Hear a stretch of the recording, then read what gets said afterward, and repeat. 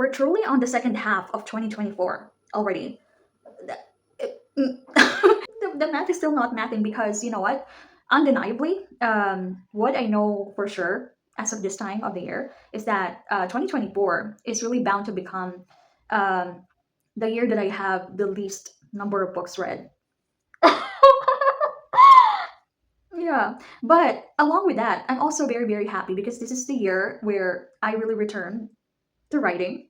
Um, really a significant milestone that I will count as a great memory of 2024, personally.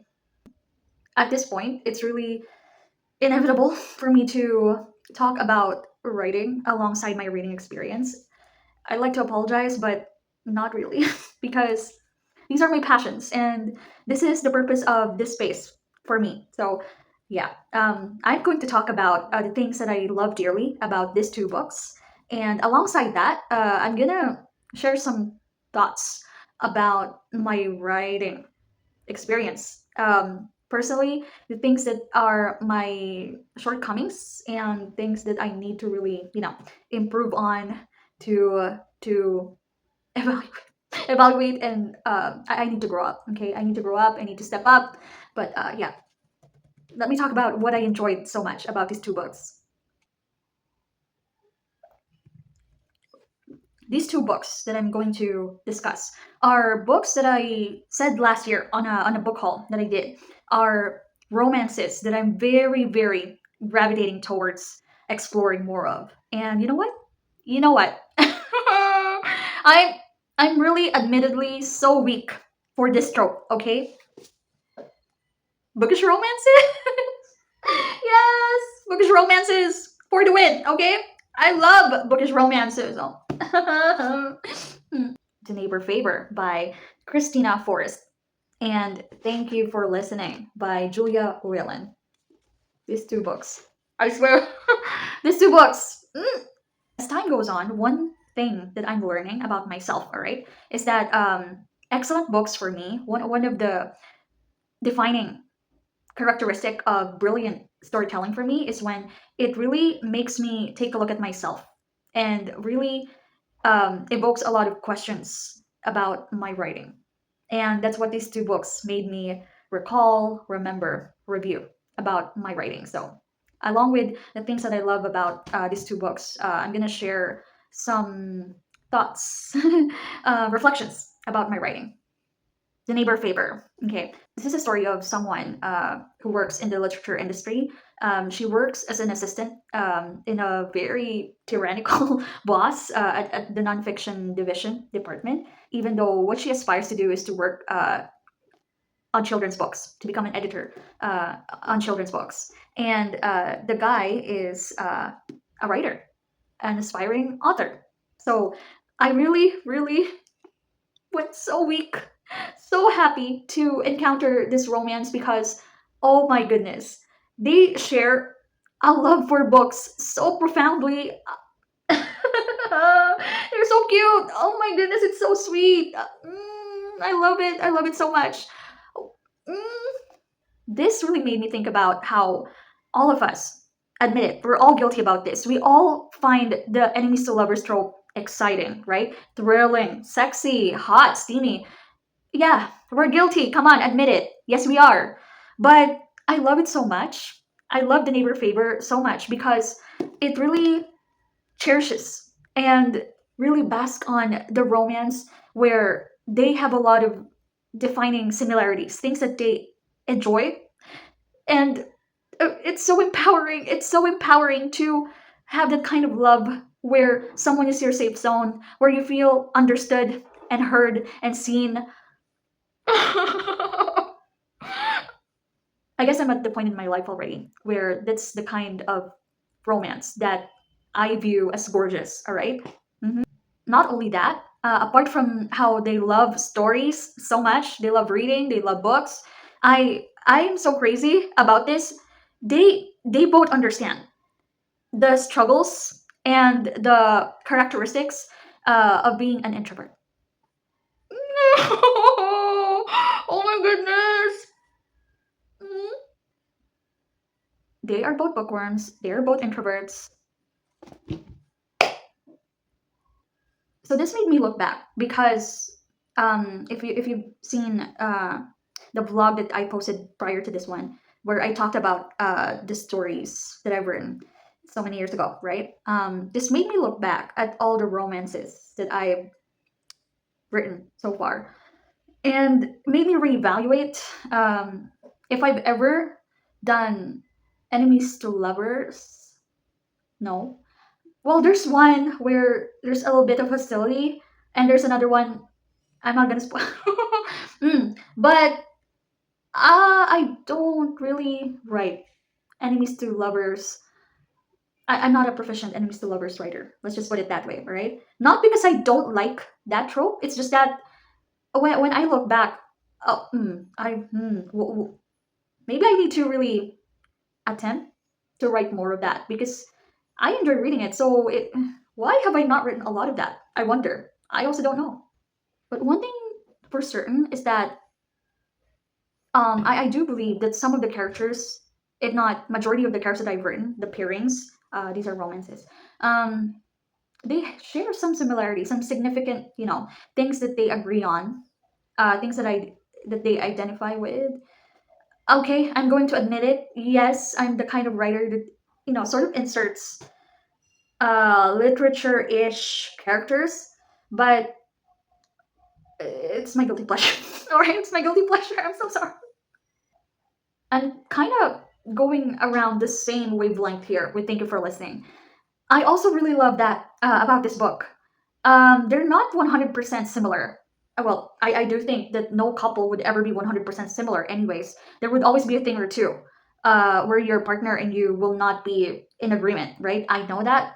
But thank you for listening. I love it that they are part of the same industry, all right? So they share the professional experience necessary for what the plot is about, which is they are audiobook narrators. Okay, so oh my goodness. The flirting that happened while they are working on doing recordings for this audiobook project. Oh my goodness. Oh, it's so fun. I swear it's so fun. There's the shared knowledge about this industry, not just in the audiobook industry, but their thoughts about the show business, Hollywood, if you will. Yeah, entertainment and how storytelling is executed here and there. I love their thoughts about the stories that they are telling. I So along with that, once again, I studied my old stories, and uh, yeah, they are quite familiar. There are factors about the industry that they are part of that are bearing aspects that they share. This is gonna sound really vague, right? Because I'm providing no context, but yeah, understanding is so important, essential even with the stories that I write, and I fondly remembered all of that when I read these two books because it made me sort of revisit those stories that I've written so many years ago. It also came with a lot of really, oh my gosh, very face palm inducing, embarrassing realizations about my writing. But this is sort of something that I've already known for so long. But what can I do? I could no longer unpublish, revise, and edit those stories. I simply just cannot.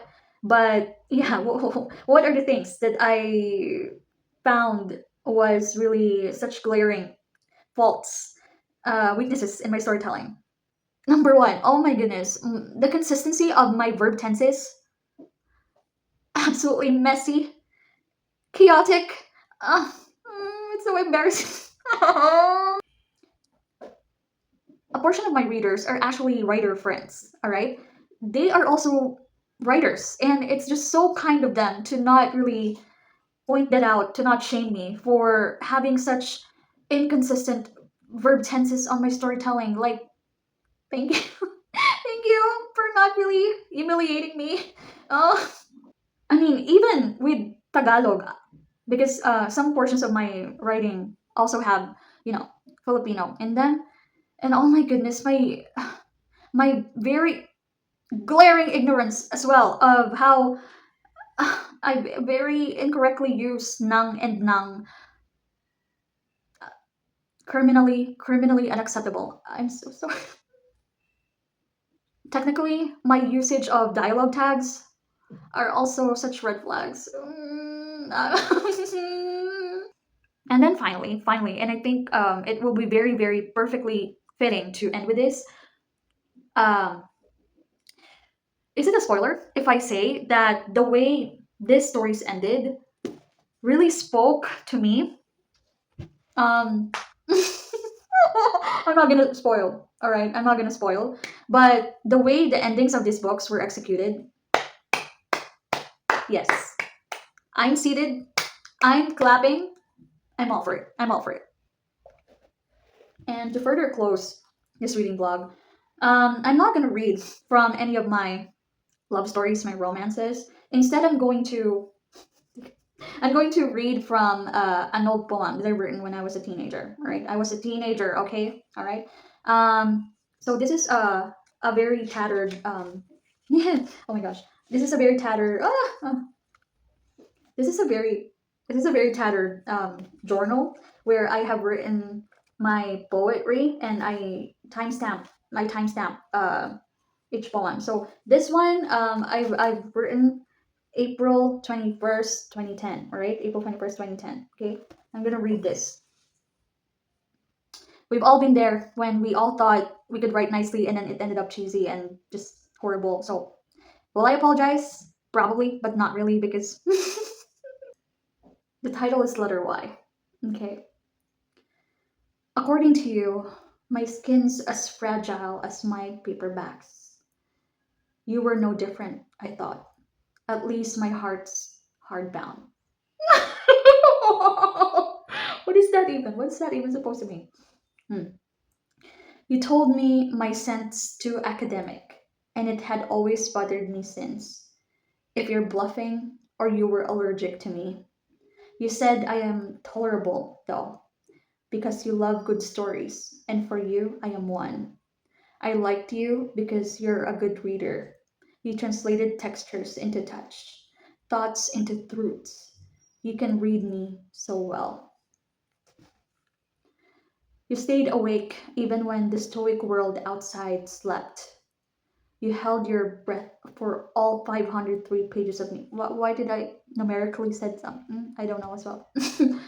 I remain in your hands. I remain in your eyes. I remain in your every heartbeat. I am the best book you will ever read, yet you would never pick me from the shelf again. Because your sorry heart couldn't bear that I would always be locked up on my happily ever afters, and you are doomed to read never ending prologues for the rest of your life.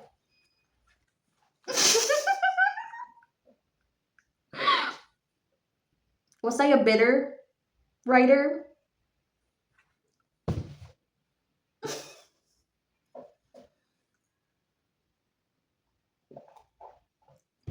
Here's hoping that I will grow from someone bitter to someone better.